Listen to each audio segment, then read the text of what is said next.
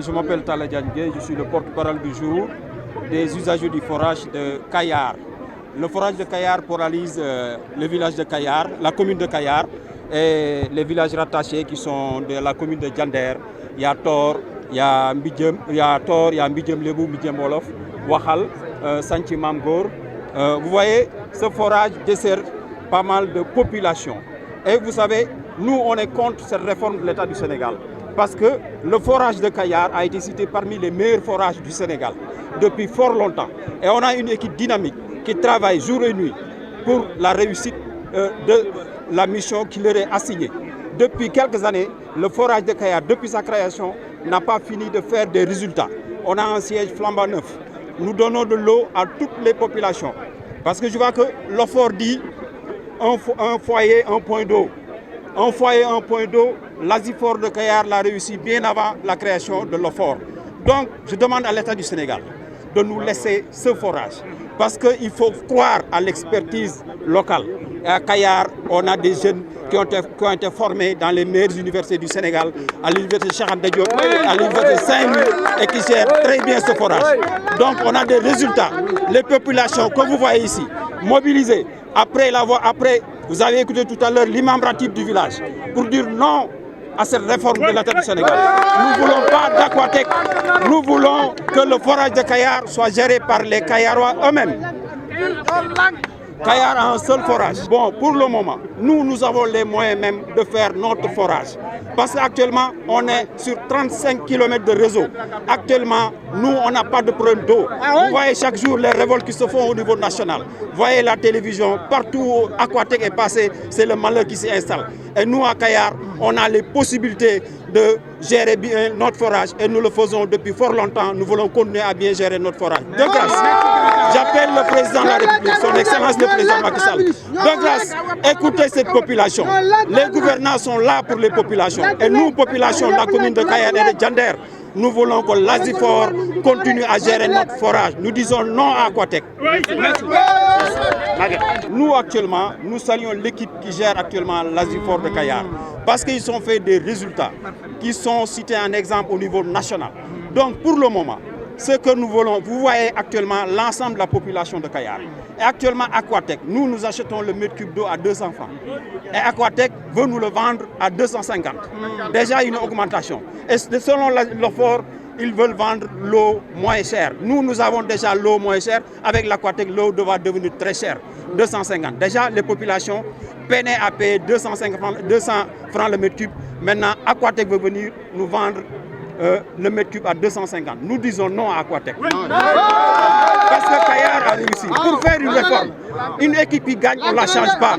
Et notre équipe est en train de gagner. On est la meilleure équipe au niveau national. Donc l'Asifor de Kayar est la meilleure. Donc nous voulons garder notre forage. J'interpelle le président Macky Sall.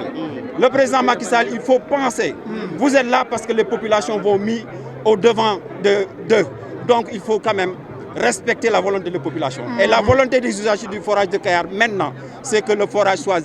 géré par les populations de Kayar. On a une équipe bonne, nous ne voulons pas la changer, nous voulons garder notre forage pour nous. La population du Nord, actuellement on est dans une phase de dialogue. On interpelle les autorités parce que nous ne voulons pas descendre sur le terrain. Nous ne voulons pas de confrontation avec les autorités. Mais nous les appelons poliment de respecter la volonté des populations. Nous sommes des usagers. On a de l'eau en abondance à Kayar. On n'a presque pas de panne de forage. À tout moment, de l'eau. Pourquoi changer ce qui marche? On ne change pas ce qui marche. Nous voulons garder notre Asifor, nous voulons garder notre forage. Nous ne voulons pas de fort, nous ne voulons pas d'Aquatec, nous voulons de l'Asifor de Kayar. Ça nous suffit largement. Vive l'Asifor. Man la Maguette Ka, chef délégué de quartier Darou Salam. Mais li metti nit ñi daanaka mën nañ ni loolu moo ñu génne parce que li nga xamante ni mooy Asifor nekk ci biir Kayar ay doomi Kayar rek di ko liggéeyee ñu toog tey benn jamono rek gouvernement ñëw ba koo jël ci suñuy loxo loolu moo waral tey jii ñu génn ñun délégué de quartier yëpp nag yi nekk Kayar nga xam ne 8 délégué de quartier ñi ngi fi ñëpp ñi ngi ni ci sama ginnaaw li ma tax a génn tey jii du woon sax yoon pour ma génn mais li miti askan wi moo ma tax a génn parce que heure bi dem maa ngi woon hôpital ba 10 heures ci guddi laa génn kon donc tey ji dama waroon a monté jiwaat beneen biteel mais li tax ñëw demuma mooy askan wi ñoo nu ñor ca comme nun nooy délégué yi ñu tegu ci suñu kaw lu métti ñun la lu naqari ñun la lu neex ñu teg ci suñu kaw kon tey bu askan wi taxawee am lu ñu jàmbat dañuy ñëw jàmbatle leen ko fii ñun bëgg lu ñu andi ay yeneen pëdal li ñu bëgg mooy ñun nañ ñu bàyyi ak suñu forage luñ ñu teg nag mooy mënuñu koo dékku parce que li tax mënuñu koo dékku mooy mètre cube 250 kooku ñun attanuñu ko 200 francs sax dafa diis ci ñun parce que am na ndimbal yu nekk ci suñu biir yoo xamante ni noonu suñuy doom ñoo dem jàngi fa ñu war a jànge ji ñëw am li ñu war a am kon bu ñu ñëwee li ñu exploité ci dëkk bi suñu ñëwoon ñoom dañoo war a ñëw di laaj ba xam man lan leen war a dolli mais ñoom xam nañ ni Kayar amul problème ndox parce que Kayar bu fekkee ne am na problème ndox bu ñu ñëwee dañ naa ndox mi fii la yam mais Kayar am ndoxam dafa dépassé biir Kayar kon ñoom bu ñu ñëwee dañoo war a ñëw dolli ñu laaj li ñu manqué ci ay matériel ñu dolli ñuy matériel laaj nga xamante ni aussi moom la ñu dolli ci ay éléments ñu dolli ñu mais ñun ñu yor day nun sëkk kon léegi suñu forage duñu ko mën a bàyyi muy dem nun nag taxaw nañu pour téye suñu forage taxaw nañu pour téye suñu forage nun ñëpp délégué yëpp nag ñoo ci ànd donte danoo ànd ak Ablaye Wade ak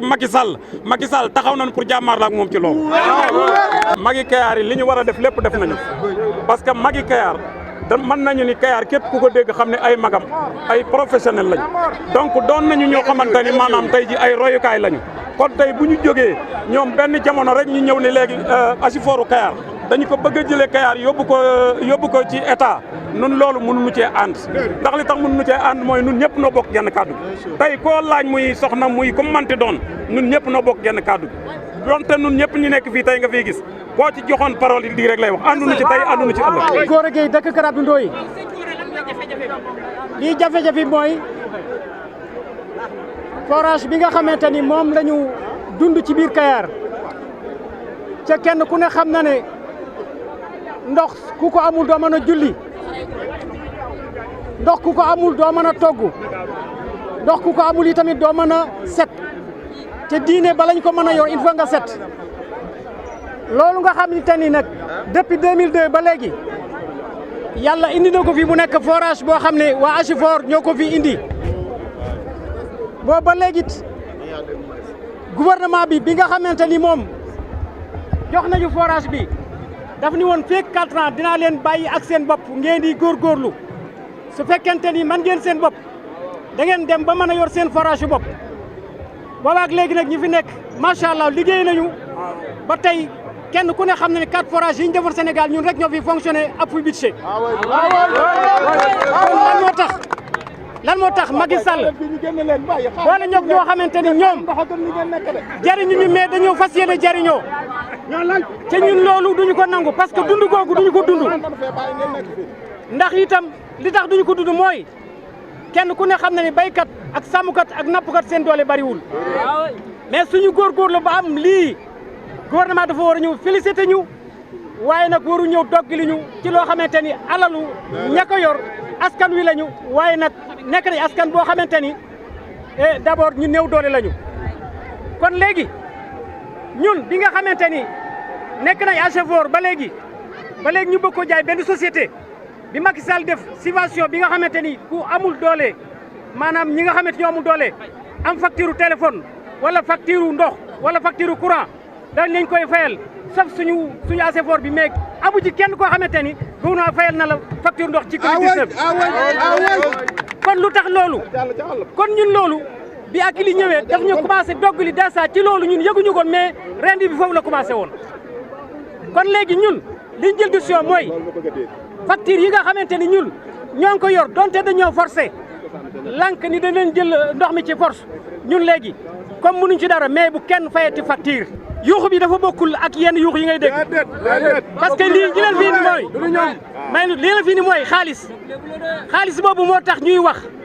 ci xaalis boobu ñun xam nañ fi ñu jógee mais ñoom xamuñu fi mu jógee kon lu dèjà ñun ku ci amati facture doo fay facture ku ñuy fayal facture lankal bañ a fay facture suñ ko fee ñoom ñi fi ñëw duñu am luñ collecté ba fii toog di wax te suñu xaalis bi ñu liggéeyoon suñu ko nangoo ñun itamit li ñu yor bu ñu ko joxee te suñu liggéey bii ñu moom bu fi kenn dugg di encaisser xaalis waaye danoo joxewul kon léegi nag li ci wértoo mooy Macky Sall na pare tout ñun duñu fayati facture ci danañu naan kuñ duggati di couper facture danañ jàkkaarloo ak yow kon léegi ñun dèjà moom wax mën naa am bind mën naa am mais xaalis dootu génn jëm ci Akilee mbaa feneen. Alaaji Imam Cheikh Diouf Kayar ancien président national artisanal maay wax ci turu Kayar ci turu Asifor bu Kayar di leen gouvernement bi joxe Asifor ba ne leen forage bi jox leen ko ñu seeral ko seen bopp li ma ci wax a fekk man ci réunion ba tey jii Kayar seen taxaw nañu taxawaay bu responsable léegi am résultat yu leer nañ def seen bilan wane ko ni départ nañu fii arrivé nañu fii ci gàttal rek dem ba jënd seen terrain def ko bâtiment def fa bureau desal bénéfice ci gàttal nag léegi état bi nun duñu ko kontar waaye dañu koy demander buy privatiser nañu privatiser suñu forage ci turu Kayar ci turu waa Kayar ñu seeral seen bopp seenu forage ñu bañ koo jël di ko jox ab ku fi dëkkul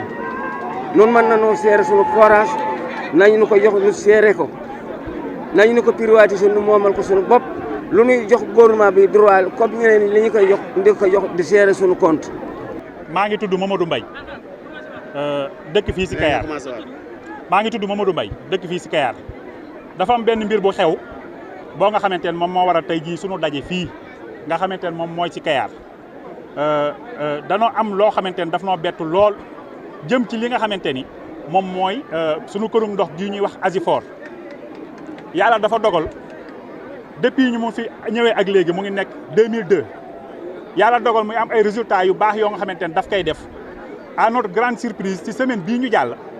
sous-préfet ñëw fi bëgg xamal ni ñu dañuy jël li nga xamante ne moom mooy Asifor bi pour jox ko ñi nga xamante ne ñoom ñooy waa OFOR ñu jox ko waa Aquatech li ñu si gën a tiital nag gën ñu see ragalloo mooy mètre cubage bi nga xamante ne moom mooy mètre cube bu ndox bi nga xamante ne moom lañ waxoon à 200 francs ñun ñuy wax pour ñu wàññi ka ñoom moom lañ wax ni dañ koy yokk à 250 francs mu nekk loo nga xamante ne lu dul d'accord la ci par A ak par B boo gisee imam yi ñu ngi nii taxaw suñu imam ratib moom moo doon wax léegi muy imam Cheikh Diouf délégué de quartier yi ñu ngi fi taxaw notable yi Kayar yëpp ñu ngi fi taxaw ak dëkk yi nga xamante ne ñoom ñoo seq ndox mi muy fu mel ni Xaar Yàlla fu mel ni Mbaawaan fu mel ni Kër Abdou Ndoye fu mel ni Njoxob fu mel ni Toor fu mel ni Jandeer ak Mbijjëm ak Sanc d'accordun ci tey d'accordun ci ëllëg ndax sous-préfet bi oo nañ réunion niki ginnaaw suba waaye ñu ngi koy xamal fii nga xamante ne moom mooy si média bi ñun ñi nga xamante ne ñoom ñoo jaboote njox mi yëkkati teg ko seeni loxo gisuñu si ñoom loo nga xamante ni lu jaaduwul la ba tax ñoom ñi nan xam ni oote boobu noonu na nekk oote boo xamante ni dafa dugg si noppi ku tëx parce que perewun pour uyu ji oote boobu parce que ñun waa Kayar ñun ñoo yëkkati teg ndox mi seeni loxo te ñu ngi andil ay résultats li nga am ba des nag mooy danoo jàpp ni bépp élève boo nga xamante ni yàlla dafa dogal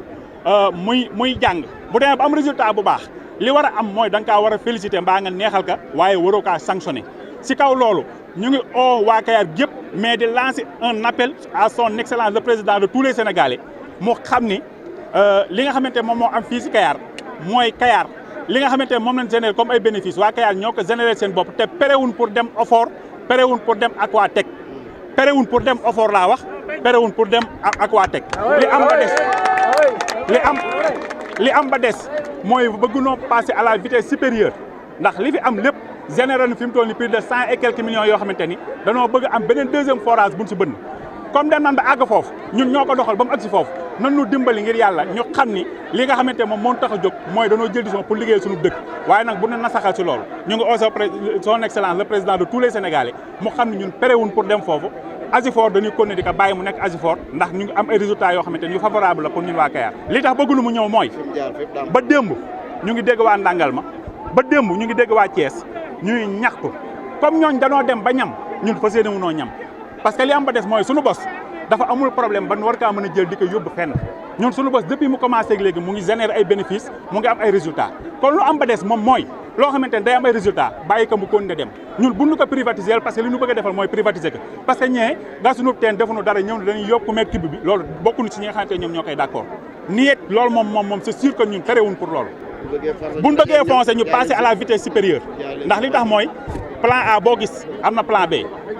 plan A boo gis am na plan B te ñun waa Kayar li nu pere mooy perewun ñun pour menacer état perewun pour menacer sax suñu bopp waaye nag yenn saa yi daa xam foo xamante ne bu demee ba toll fa dinañu xam ni maanaam passer à la vitesse supérieure moom mooy gën ka nga toog parce que li tax mooy honneur ak li nga xamante ne moom lañ liggéeyal suñu bopp bu fekkee bëgg nañoo bàyyi ba mu nasax bu nasaxee tamit kenn du ko yëg mais ñun population Kayar ñun ñoo koy yëg